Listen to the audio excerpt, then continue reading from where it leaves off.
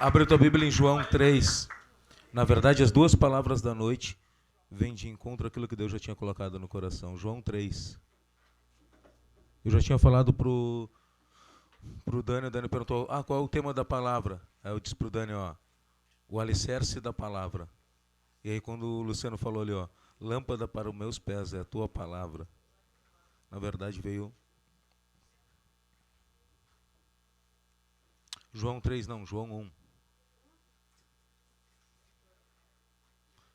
João 1. E quando o Semir estava ministrando, ele falou também sobre a questão da obediência. E na verdade esse é o princípio de tudo. Obediência à palavra de Deus. E tu te mover baseado naquilo que Deus te falou. Então, enquanto vocês acham, já vamos orando. Espírito Santo, me coloco nas tuas mãos sem reservas, reconhecendo que eu não sou nada nem ninguém, mas que sou totalmente dependente de ti, Deus. Te peço que o Senhor venha ministrar os nossos corações mais uma vez, Deus. Nos levar a lugares mais profundos, Deus, em nome de Jesus. Que eu não apenas diminua, mas que eu desapareça para que a tua glória venha. Está escrito assim: no princípio era o verbo, ou em algumas traduções, no princípio era a palavra. E a palavra estava com Deus, e a palavra era Deus. E ele estava no princípio com Deus, e todas as coisas foram feitas por ele.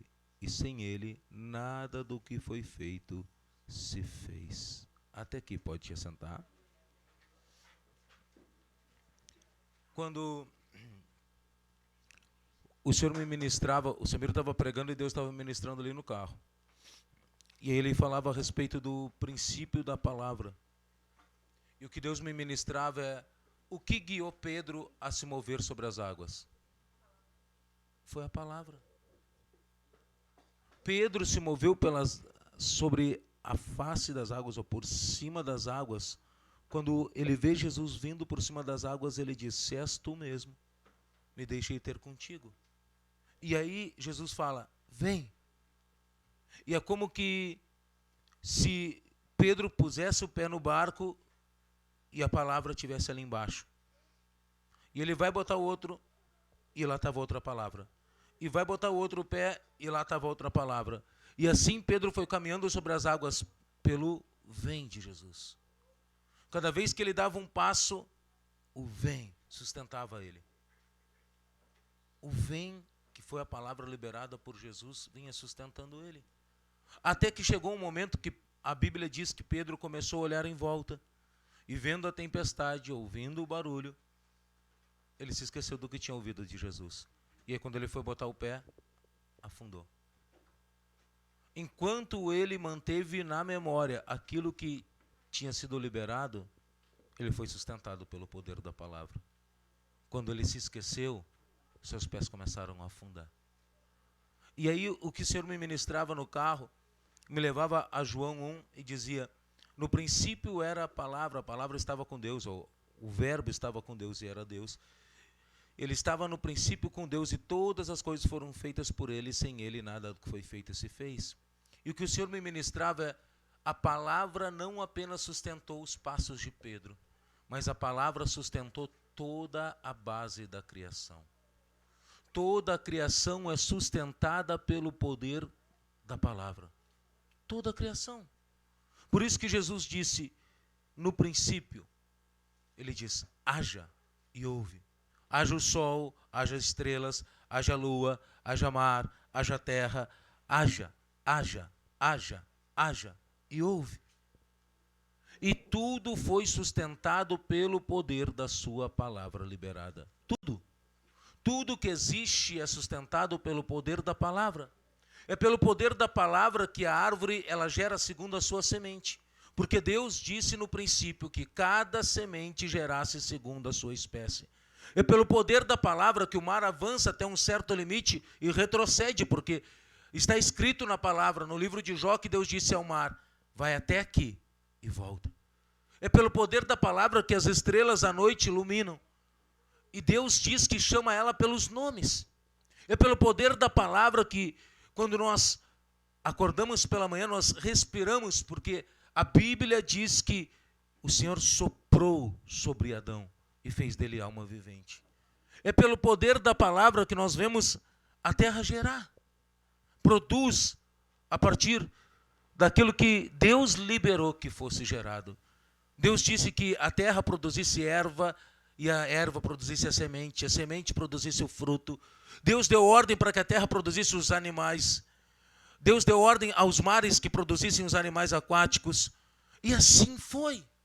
Todas as coisas foram sustentadas pelo poder da palavra liberada pelo Senhor. E pelo poder da palavra Deus sustentou os passos de Pedro. E pelo poder da palavra Jesus caminhou sobre as águas. E pelo poder da palavra se manifestou, o verbo se fez carne e habitou entre nós. E pelo poder da palavra, esse mesmo verbo deu a vida por amor a nós. Mas ressuscitou com 3 dias. Elevado foi. O poder da palavra sustentou todas as coisas. 700 anos antes de Jesus nascer, já havia um profeta chamado Isaías sustentando boa parte das profecias com base nele. Mas se você volta ao livro de Gênesis, já havia palavras sustentando os seus passos. No livro de Gênesis, quando o homem peca, já havia um plano guiando o caminho, sustentando o caminho para que Jesus viesse. Quando o homem pecou, a primeira coisa que Deus fez foi cobri-lo e depois foi dizer, da semente da mulher virá um que esmagará a cabeça da serpente.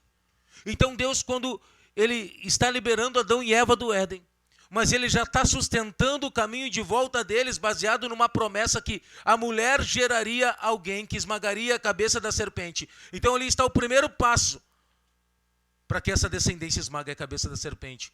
Aí depois vem Moisés e fala, virá um profeta semelhante a mim, a ele ouvi. Lá está mais um passo. Aí quando você avança mais um pouco, você olha o nome de Josué. O nome de Josué foi mudado de Oséias para Josué. E Josué significa Deus é o auxílio e Deus é a salvação. O nome que ele tinha era salvação. O nome de Josué antes significava salvação. Agora Deus muda o nome e diz, eu sou a salvação. Então ali está mais um passo sustentando, dizendo, ei, a salvação não vem de Josué, a salvação vem do Senhor. Deus é o auxílio, Deus é a salvação. Ali está mais um passo. Aí de repente você olha Davi e você vê profecias a respeito da raiz de Davi, que o cetro jamais se apartaria da sua casa. Ali está mais um passo. Mais uma sustentação para mais um passo ser dado. De volta ao encontro com Deus. Todas as vezes que havia uma profecia, era uma estrada, um caminho sendo construído para que o homem pudesse voltar ao lugar de encontro com Deus. Sustentado pelo poder das palavras liberadas, das profecias liberadas. Existem centenas de profecias a respeito do Cristo que foram cumpridas. 35 delas são as maiores, mais claras, que ele nasceria em Belém, que ele viria a partir de uma virgem, que quando ele viesse um povo que estava em trevas, veria a grande luz, que seu nome seria maravilhoso, conselheiro, Deus forte, Pai da eternidade, príncipe da paz. Também que ele viria da raiz de Jessé, que ele levaria sobre si nossas enfermidades, as nossas dores, que o castigo que nos traz a paz estava sobre ele, pelas suas pisaduras nós seríamos sarados, que ele levaria sobre si, ele foi moído, ele seria moído e transpassado por causa dos nossos pecados. E ali está tudo se cumprindo. Quando a Bíblia fala no Antigo Testamento, no livro de Levítico, que sem derramamento de sangue não haveria remissão de pecados, estava ali mais um passo, porque o Cordeiro de Deus veio e derramou o seu sangue para que eu e você pudéssemos ser perdoados dos nossos pecados. Então tudo aquilo que Jesus se moveu, todos os passos de Jesus, não apenas aqueles que ele deu por cima das águas, mas todos eles desde o seu nascimento em carne, foram sustentados pela palavra de Deus. Não houve nada que Jesus tenha feito que não estivesse escrito. Nada. Tudo estava sustentado pela palavra. Tudo. Tudo que Jesus fez estava sustentado por um alicerce de uma profecia, por um alicerce de um mandamento, por um alicerce de obediência. Tudo. Ele não ousou fazer nada fora daquilo que a palavra lhe desse. Nada. Então quando a Bíblia diz que aos 30 anos ele inicia seu ministério, ele desce as águas do batismo, vai até João para que João o batize. E aí João diz, não, mas eu não posso te batizar, tu que tens que me batizar. E ele diz, me batiza para que se cumpra o quê? A palavra. Sustentação. Ele estava falando, eu não posso começar o meu ministério se eu não for batizado antes. Eu não posso iniciar o meu ministério sem que eu passe pelo batismo para que fique o cumprimento da palavra. Uma sustentação para que eu dê o próximo passo. Ele não ousou saltar etapas, pular passos, para que aquele passo fosse dado. Ele disse, eu vou me batizar, está alicerçado. Pôs o pé ali.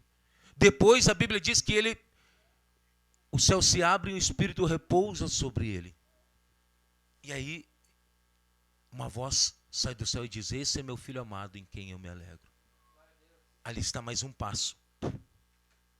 Aí o Espírito leva ele ao deserto para ser tentado. 40 dias ele está lá no deserto, se preparando. Sustentação na palavra. E quando o diabo vem tentá-lo no deserto, ele não diz, sai em meu nome.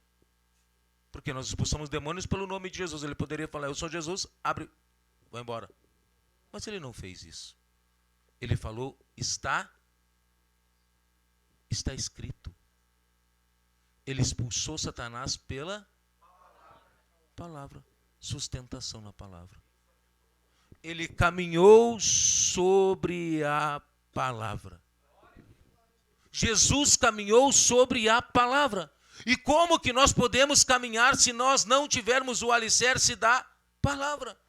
Se ele, sendo filho de Deus, sendo Deus, ele caminhou sobre o alicerce da palavra, como nós podemos nos mover fora?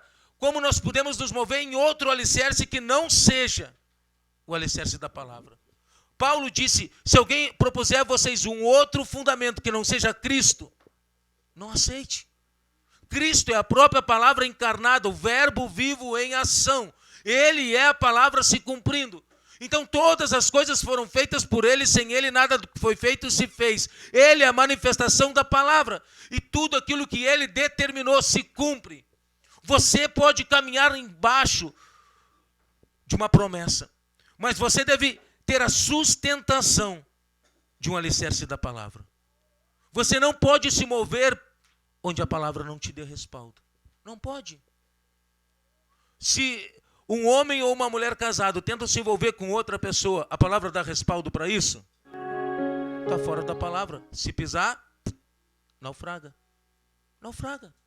Se você obter, de alguma maneira, você fraudar alguém, roubar alguém, para obter ganhos e prosperar, a palavra te sustenta para isso? Se você pisar, vai naufragar. Se alguém chegar e falar assim, ó, não, vamos, o importante é a gente ser feliz. Eu vou para as noitadas, para a festa, vou curtir, vou alimentar minha carne, porque Deus quer a minha felicidade. Eu estou triste, eu vou mergulhar nisso daí. A palavra te respalda? Se você pisar, vai naufragar. Todas as vezes que nós achamos que podemos andar por lugares que a palavra não nos autoriza, nós naufragamos. O Luciano falou, honrai vossos líderes, porque eles vão prestar contas a Deus pelas vossas almas, para que isso não seja um fardo. A palavra dá sustentação para isso. Então, quando você maldiz uma liderança, quando você questiona uma liderança, sabe o que acontece? Naufraga. Pisa. Passos vacilantes. Toda vez que nós nos movemos fora da palavra, nós vamos vacilar. Nós vamos naufragar. Jesus, ele só ousou caminhar dentro da palavra. Por isso que ele disse, eu sou o caminho. Não há caminho fora da sua palavra. Não há. A Bíblia, ela estabelece algo chamado limite. Se você pegar os 10 mandamentos, nos 10 mandamentos há 11 vezes a palavra não, dependendo da tradução. 11 vezes. Só que muitas vezes nós só queremos ouvir o sim de Deus. Nós perguntamos para Deus, Deus, é para mim fazer isso? Aí já sai se movendo. Não, eu sei que é. Você não para escutar Deus. Você não para ouvi-lo, para que a vontade dele se manifeste. Você acha Mas queimou ao meu coração. A Bíblia diz que enganoso é o coração do homem. Nós precisamos sustento na palavra. Queimou meu coração, tem sustento na palavra, eu vou esperar em Deus. Agora, se Deus me confirmar, eu dou um passo. Pastor, mas vai ficar devagar. É melhor você caminhar devagar para a direção certa do que correr na direção errada. E isso nós vamos aprender a duras penas. Quanto mais nós corremos na direção errada, mais distante ficamos do propósito de Deus. Procura na palavra. Há sustentação? Pisa. Não há sustentação? Não avança. É melhor você ficar parado 10 anos esperando um alicerce para pisar do que você sair correndo durante 10 anos na direção contrária. Porque se você correu 10 anos na direção errada e agora você conhece a direção certa, você vai ter que fazer o quê? Gastar 10 anos correndo de volta. Então você não perdeu 10 anos, você na verdade perdeu 20. Então é melhor você, às vezes, esperar e se mover no tempo certo. A Bíblia diz que o povo de Deus no deserto, quando a nuvem se movia, ele se movia. Quando a nuvem parava, ele parava. Ele não ousava levantar arraial enquanto a nuvem não se movesse. Aí às vezes as pessoas falam, pastor, eu vou fazer isso. Orou a Deus? Não. Então não tenho o que fazer. Eu vou fazer. Ora a Deus. Pede a direção de Deus. Busca a Deus. Não há nada que nós possamos fazer sem a direção dele e termos a plena certeza de que vai dar certo. Agora, se ele nos mandar fazer algo, ainda que pareça não ter chão, pode pisar. Porque se precisar, ele vai botar a mão para te sustentar. É isso. É o poder das suas promessas e das suas palavras. Se ele disse para você, vai, vá. Se ele disse, caminha, caminha. Eu glorifico a Deus porque cada promessa de Deus tem se cumprido. Um tempo atrás, eu orava e buscava a Deus e algo me angustiava, porque eu glorifico a Deus porque as pessoas que serviram para me levar até Cristo, que foi a minha avó e a minha mãe, partiram nas mãos do Senhor. Mas me angustiava com relação ao meu pai, que ainda não conhecia. E de repente, um dia eu estou orando na praia e Deus falou, tu confia? Eu disse, confio. Então descansa. Faz o que eu te chamei para fazer e descansa. E de repente, Deus começou a mover o coração dele, e ele já vem há algum tempo ajudando, através de doação de alimentos, uma outra ajuda para o ministério. E só que não botava os pés. Ele começou a ir de manhã lá, largar a doação dos alimentos. Aí foi lá no outro domingo. Foi lá, eu não estava. Eu tinha cedo para fazer evangelismo. Ele foi lá, levar uma doação. E de repente chegou ontem. E de noite eu estou fazendo um atendimento e uma mensagem no meu telefone. O Taylor mandou, teu pai está aqui. Glória a Deus. É Deus cumprindo as promessas e sustentando a sua promessa. Ele não disse, para, vai e foca nisso daqui, não. Ele disse, me obedece. Segue me obedecendo, eu vou sustentando aquilo que eu te prometi. Então, quando nós paramos para ouvi-lo e obedecê-lo, as coisas vão se concretizar no tempo dele. Não é o nosso tempo, não é a nossa maneira, não é como isso acontecerá. Porque Deus vai fazer as coisas de forma improvável. Às vezes nós não alcançamos aquilo que Deus planejou. O nosso olhar é limitado e baseado nas circunstâncias e naquilo que nos cerca. Deus não. Ele vê do trono da eternidade. Ele está vendo ali um caminho. E você está olhando e está vendo uma montanha de dificuldade. E ele está dizendo, quando passar essa montanha, está ali o caminho. Você só tem que confiar. Escala. E você está olhando e está dizendo, não tem como. E Deus está dizendo, tem, vai. Então para de caminhar sobre aquilo que o teu coração acha. Para de caminhar sobre aquilo que o teu entendimento te direciona. Para de caminhar sobre aquilo que você acredita ser o certo. E comece a buscar na palavra de Deus. Caminhe sobre aquilo que ela te dá respaldo. e aí viverás bem. Se tu caminhar sobre a palavra de Deus, tu terás uma vida plena, uma vida em abundância. Então, se Deus ele te direcionou e disse, ó, eu tenho um chamado para a tua vida, a primeira coisa que a gente precisa entender é que todo o chamado de Deus ele vai estar baseado na palavra de Deus. Ninguém pode servir a um exército se não conhecer as leis daquele exército, as leis daquela nação. Como nós vamos servir o exército de Cristo se não conhecermos as suas leis, a sua palavra? Não tem como. Ela é uma espada que corta. A Bíblia diz, na armadura de Deus, fala do capacete da salvação. Mas a salvação ela vem pela palavra, porque a Bíblia diz que nós somos salvos pela graça, mediante a fé. E isso não vem de nós, é dom de Deus. Bíblia. Mas a mesma Bíblia fala que a fé vem pelo ouvir e ouvir da palavra de Deus. Então, o capacete da salvação, você precisa ouvir a palavra de Deus. Aí diz, a couraça da justiça vai guardar o teu coração. A couraça da justiça guarda o teu coração. Aí você vai em Provérbios, está escrito lá, sobre todas as coisas que você deve guardar. Guarda o teu coração, porque dele procedem todas as fontes de vida. Então a Bíblia está dizendo, guarda o teu coração. Essa é a couraça da justiça. Aí a Bíblia vai mais a fundo. E o Senhor diz para o seu povo, esconde a minha palavra no teu coração, para que tu não peques contra mim. Para que tu guardes. Aí o Senhor diz, eu vou tatuar as minhas leis no teu coração. Vou guardar as minhas palavras no teu coração. Então a couraça da justiça está baseado num guardar a palavra de Deus aqui dentro. Então, o capacete da salvação depende da palavra. A couraça da justiça depende da palavra. Aí diz, calçai os pés. Onde? Preparação do evangelho. Palavra. Tomai o escudo da fé, com o qual podeis apagar os dardos inflamados do inimigo. A fé vem pelo ouvir e ouvir a palavra. E a espada do Espírito, que é a palavra de Deus. Tudo é a palavra.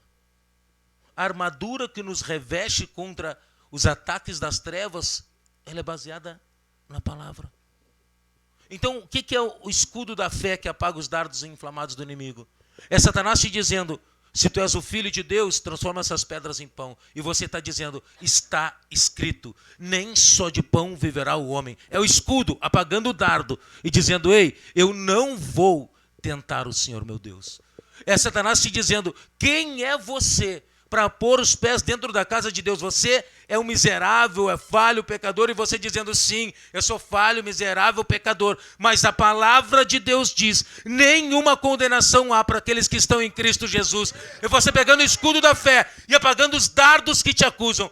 É Satanás te dizendo, ei, eu vou te matar, vou destruir, eu vou roubar, eu vou tocar, eu vou acabar com a tua casa, e você dizendo, não, está escrito, quem é de Deus o maligno não toca. Ele te lançando dardos, você apagando, porque você conhece a palavra de Deus. É ela que é o escudo da fé para apagar os dardos do inimigo. Aí você vai para cima e ainda diz assim, ó, está escrito, essa é a minha igreja e nem as portas do inferno prevalecerão contra ela. Então, Satanás maldito, eu estou no ataque, corre, porque em nome de Jesus, todas as hostes espirituais do inferno vão cair pelo nome do Senhor. É você usar a palavra contra todo o levante do inimigo. Você se defende, mas ataca ele. Você se volta contra ele.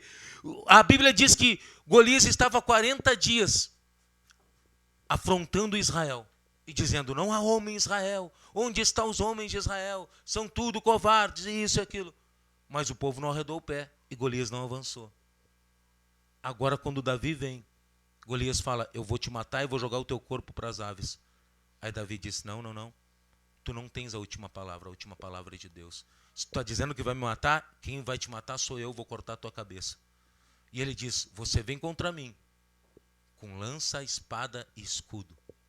Eu vou contra ti em nome do Senhor dos Exércitos. É só você ver. Leia a história de Davi e Golias em casa. Faça uma tarefa de casa. Você vai ver que todas as vezes quem dá a primeira palavra é Golias. E quem dá a última é Davi. Sempre Davi dá a última palavra. Golias vem com uma ameaça e ele dobra a aposta. Golias vem com outra ameaça e ele dobra a aposta. Vem com outra ameaça e ele dobra a aposta. Golias fala, tu acha que eu sou cão para vir comigo com pau e pedra? Ele diz, não. Tu vem contra mim com lança, com espada e com escudo. Eu vou contra ti. Não é com pau e pedra. É em nome do Senhor dos Exércitos. Então, entenda isso hoje. O que te sustenta é a palavra de Deus. E entenda que o diabo não tem a última palavra na tua vida. Ele não tem a última palavra na tua casa, não tem a última palavra na tua família, não tem a última palavra nas tuas finanças, não tem a última palavra na tua saúde, não tem a última palavra no teu casamento, não tem a última palavra com relação aos teus filhos. Quem tem a última palavra chama-se o Senhor, e Ele é o Senhor dos Exércitos, que nunca perdeu uma batalha e não vai começar a perder por ti, não vai. É a palavra dele que te sustenta. Se mova por essa palavra, creia, se ponha na brecha e comece a interceder. Não ore dizendo, Deus, me ajuda, por favor, se é a tua vontade. Acabou. A vontade de Deus é que você tenha uma vida plena. Pare de ser um mendigo espiritual, que fica como quem pede esmola para Deus, dizendo, Deus, por favor, por favor, por favor, por favor. Não.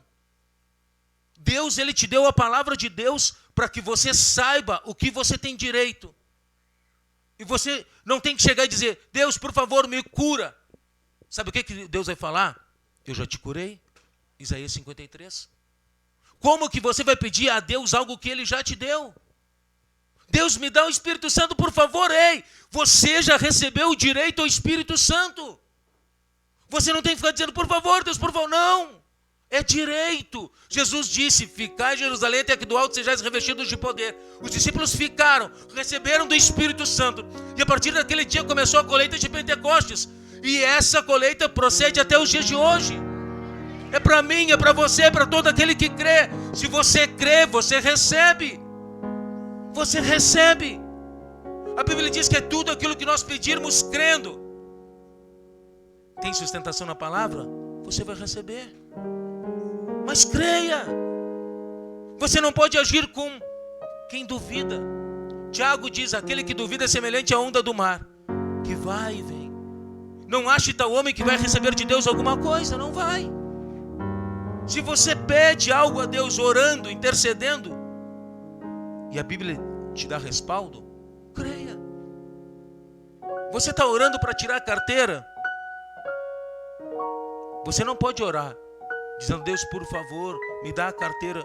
Você já tem que se ver dirigindo o carro. Você já tem que desfrutar da alegria daquilo que Deus vai fazer. Você está orando por uma cura. Você não pode dizer, por favor, Deus me cura, porque Deus, Ele já te curou, já te deu respaldo e te deu fundamento para que você caminhe sobre a tua cura. Você tem que se ver curado. Quando alguém vier te perguntar como você está, estou muito bem. Ah, mas e as dores? Não são minhas. Mas se a doença não é minha, não é minha. Às vezes você vai perguntar como você está. Ah, estou com dores absurdas, estou com muita dor. Essa minha dor de cabeça, essa minha dor na coluna, esse meu... Não é teu. Devolve isso àquele que é de direito, que é o diabo. Diz, diabo, pega essa dor e leva embora. Não é minha. Eu não aceito que tu traga dores sobre o meu corpo. Eu não aceito que tu traga doença sobre o meu corpo. Eu não aceito que tu traga maldição sobre a minha casa. Eu não aceito que tu toque sobre a vida dos meus filhos. Não aceito, porque está escrito que o castigo que me traz a paz estava sobre ele. E se estava sobre ele, e ele deu a vida por mim na cruz do Calvário, e ele ressuscitou, e ele está vivo, e a Bíblia diz que ele é meu advogado. Ei, toda petição lançada contra mim em juízo, ele tomará o meu partido. Ele é o meu advogado. Satanás, tudo aquilo que tu lançar já está cancelado nos ares, pelo nome de Jesus. Ele é o fundamento. Ele é o único fundamento pelo qual eu quero erguer a minha casa. A Bíblia diz que o homem tolo, ele constrói sua casa sobre areia. e vindo a tempestade vai desmoronar. Mas o sábio, ele edifica sobre a rocha é Cristo. E se vir a tempestade, vai soprar, vai vir tempestade, vai bater, mas a casa vai permanecer de pé, porque há fundamento. Cristo é a rocha, Cristo é a palavra de Deus. Então levante a sua casa sobre essa rocha, sobre esse fundamento, sobre esse alicerce. E não importa o quanto tempo o diabo gaste preparando a tempestade sobre a tua casa vai se manter de pé. Vai se manter de pé. Faça da tua casa um quartel-general. Faça da tua casa um lugar de oração. Faça da tua casa um lugar de disparar flechas. Você sabia que Israel é um país pequeno aos olhos humanos, mas que detém um dos melhores sistemas de defesa do mundo, sistema antiaéreo, escudo de ferro. Então toda vez que bombardeiam Israel com mísseis, bombas, quase nada passa, quase nada.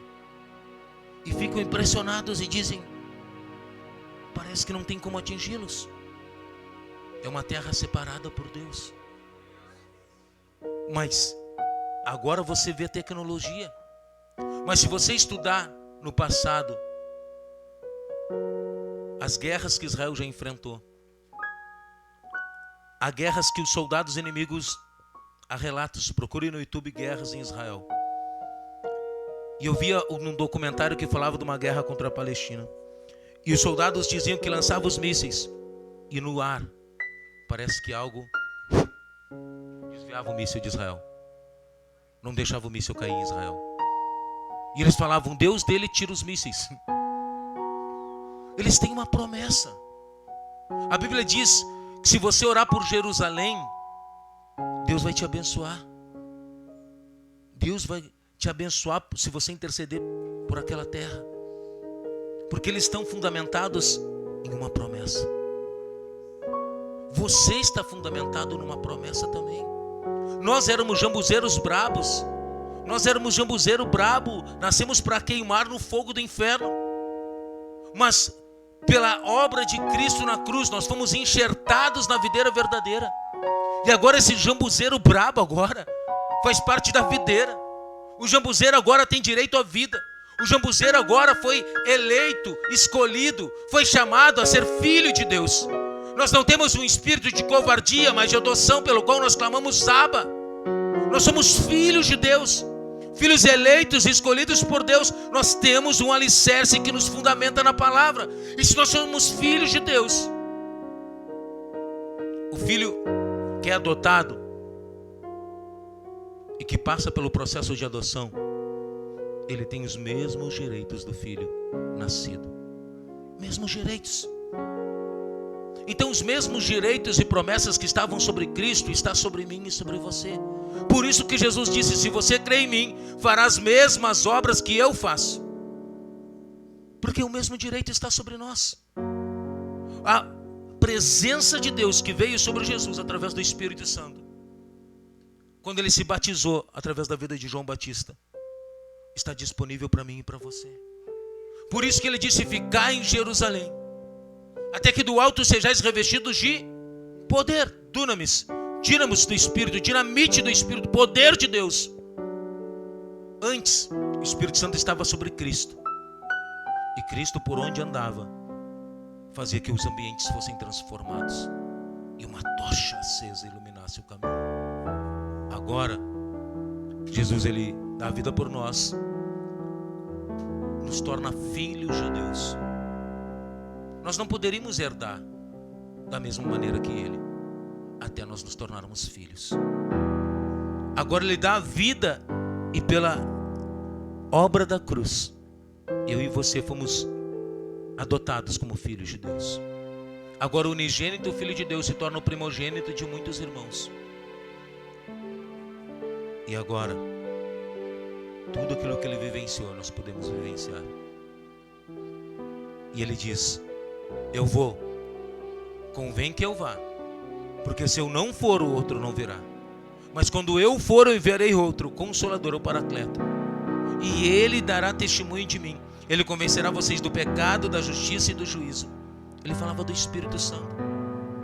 E se Jesus ele caminhou fundamentado na palavra, cada passo dele foi baseado na palavra, o Espírito Santo ele se move baseado na palavra. Quando chegou o dia de Pentecostes e eles se mantiveram unidos no mesmo propósito, clamando, havia fundamento para que o Espírito Santo viesse. Hoje, se você crê de todo o teu coração, o mesmo alicerce está ativado para que você seja cheio do Espírito Santo nessa noite.